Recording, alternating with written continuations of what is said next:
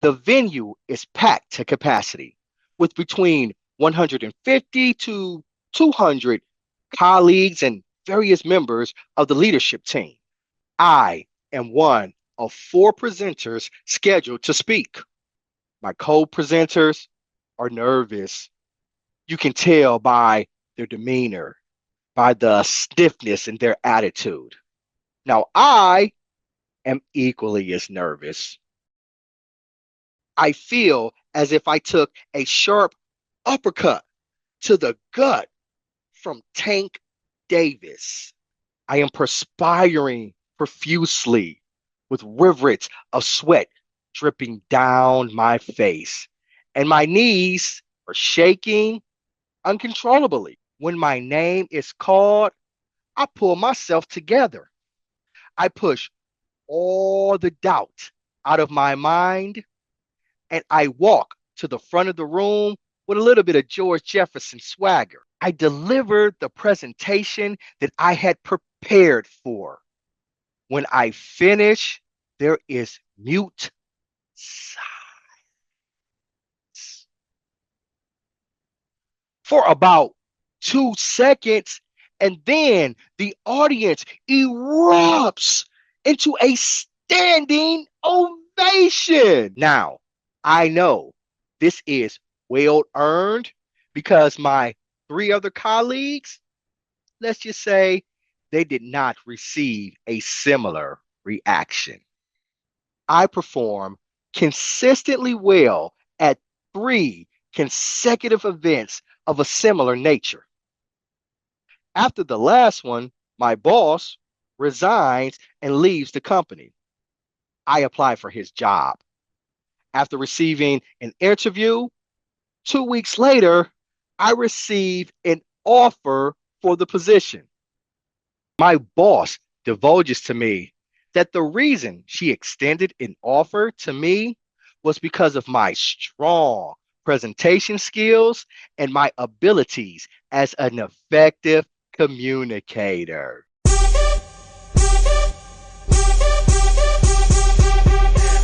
Welcome to Transformational Thursdays, where we help you unleash your voice and ignite your full potential. My name is Johnny Randolph. I am a speaker, trainer, podcaster, a renowned Toastmaster. Over the course of the last couple of weeks, we have explored strategies to conduct a dynamic opening for your presentation. In the first week, we talked about asking a question to kick off your presentation. In last week's episode, we stated to give a quote. This is the final episode in that series, and you may have already guessed it. We are talking story time. Telling a story is an excellent way to start a presentation. Since the dawning of civilization, human beings have used stories to teach, to learn, to entertain, to make a connection.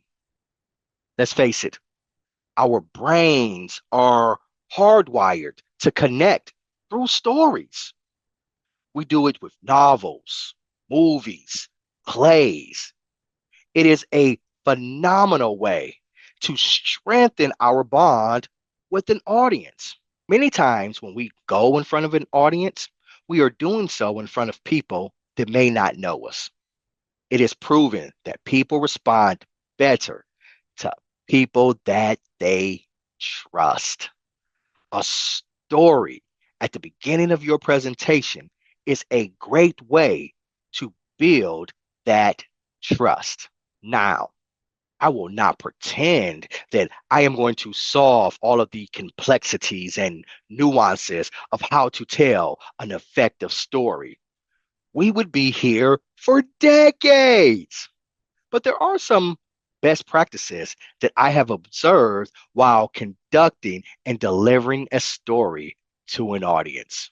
Rule number one, a story should have a beginning, a middle, and a end. Or, as I like to say, an introduction, a conflict, a resolution, a message. Let's take my story at the beginning of this presentation, for example. Introduction, me at a venue with three other presenters.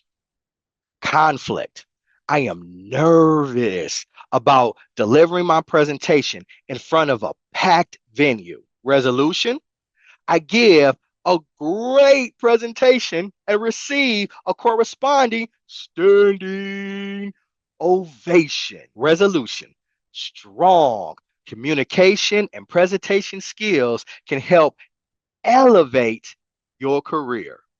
Now, after hearing that story, that shared experience, don't you feel as if you know me a little bit better? Of course you do. And knowing me a little bit better helps to make a connection. And by build a connection, I mean retain your interest, establish rapport, build trust. Having a strong opening at the beginning of your presentation, it doesn't quite ensure that the succeeding parts of the presentation will go well, but it puts you off to a strong start.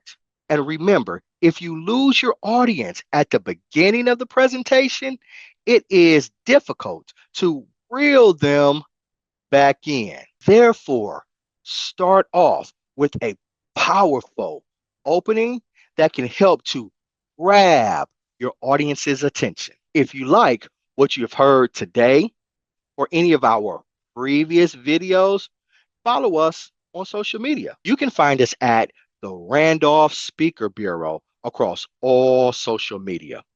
If you are interested about learning greater details on how to improve your communication and presentation skills, send me an email at randolphspeakers@gmail.com. Join us next week where we will be discussing some tips and strategies on how to use a visual aid within your presentation.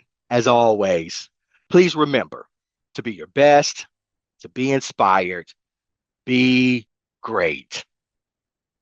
Peace.